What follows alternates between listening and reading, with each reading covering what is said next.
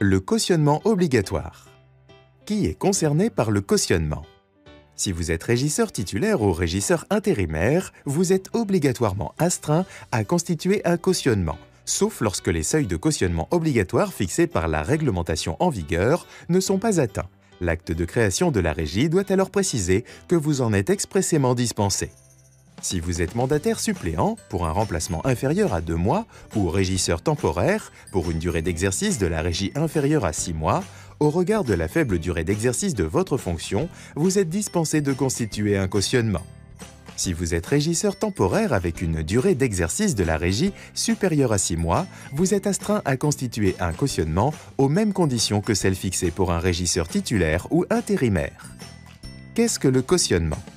Pour comprendre la notion de cautionnement, prenons un exemple. Pour les vacances d'été, vous décidez de louer un bungalow au bord de la mer. Le loueur va vous demander de verser une caution qui sert de garantie pour se couvrir en cas de dégradation du bien ou de vol ou de casse d'objets à l'intérieur du bungalow. Vous êtes responsable de la conservation du bien qui vous a été confié. En cas de dégradation, vol ou casse, la caution versée permet au loueur d'être directement remboursé du montant du préjudice subi. En matière de régie, le principe est identique. Prenons le cas d'une commune, mais ce qui va être exposé reste valable pour toutes les autres collectivités et établissements publics locaux. Le régisseur est personnellement et pécuniairement responsable. Des fonds, numéraires, chèques, etc. Et des valeurs, tickets de cantine, cartes de pêche pour l'étang communal, etc. qui lui sont confiés par la commune. Pour se prémunir d'une éventuelle disparition de ces fonds et valeurs, la commune demande au régisseur de constituer un cautionnement. Ainsi, en cas de déficit, la commune est assurée de percevoir à minima le montant du cautionnement. Le cautionnement obligatoire avant la prise de fonction. L'acte de création de la régie prévoit le cautionnement, mais c'est dans votre acte de nomination que le montant du cautionnement figure de façon précise. Le cautionnement doit être souscrit à votre nom et il est à votre charge. Vous en assurez personnellement le paiement. En aucun cas, la collectivité ne saurait se substituer à vous et prendre en charge les frais de cautionnement. La collectivité locale ne peut pas, non plus, minorer ou majorer le montant du cautionnement prévu par un arrêté interministériel du 3 septembre 2001. Comment constituer un cautionnement? Vous avez la possibilité de choisir entre 2 types de cautionnement. Un cautionnement réel.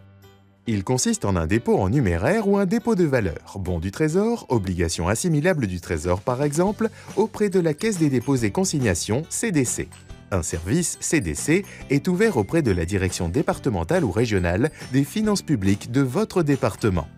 Lors de votre prise de fonction, vous devez obligatoirement présenter le récépissé délivré par la CDC lors du dépôt. C'est lui qui fait office de justificatif de cautionnement. Ce type de cautionnement, toutefois, est très rarement pratiqué car le montant à déposer est souvent conséquent. Un cautionnement solidaire. Une adhésion à l'Association française de cautionnement mutuel, en abrégé AFCM, doit être effectuée. Ainsi, l'AFCM, moyennant une cotisation annuelle, se porte caution solidaire pour l'ensemble des actes effectués dans le cadre de votre activité de régisseur. Un extrait d'inscription délivré par l'AFCM, certifiant le montant pour lequel elle a accordé sa garantie, devra être obligatoirement présenté lors de votre prise de fonction. Toutefois, vous pouvez vous dispenser de présenter cet extrait d'inscription au moment de votre entrée en fonction si vous êtes en capacité de prouver que vous avez bien engagé les démarches nécessaires auprès de cet organisme. Dès la notification d'inscription par l'AFCM, vous devez transmettre l'extrait d'inscription à votre comptable public.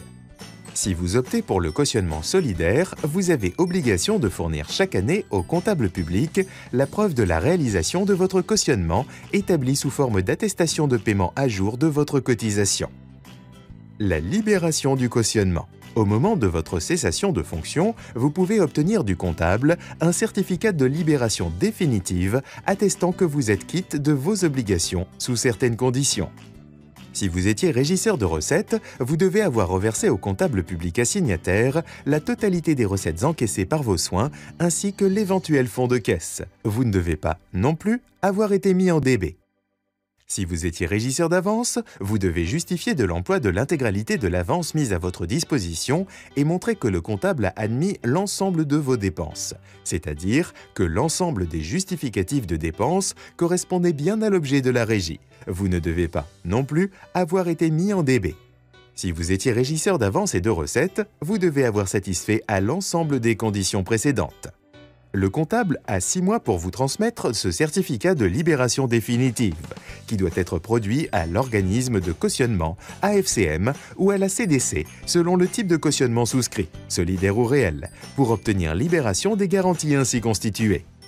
Passé le délai de 6 mois, il ne peut vous refuser ce certificat qu'à l'unique condition d'engager votre responsabilité personnelle et pécuniaire et demander à l'ordonnateur l'émission d'un ordre de reversement à votre encontre. Dès lors que votre responsabilité personnelle et pécuniaire n'est pas engagée, il y aura automatiquement libération du cautionnement constitué. Passez maintenant au clip suivant pour comprendre comment se calcule le montant du cautionnement qui vous est applicable.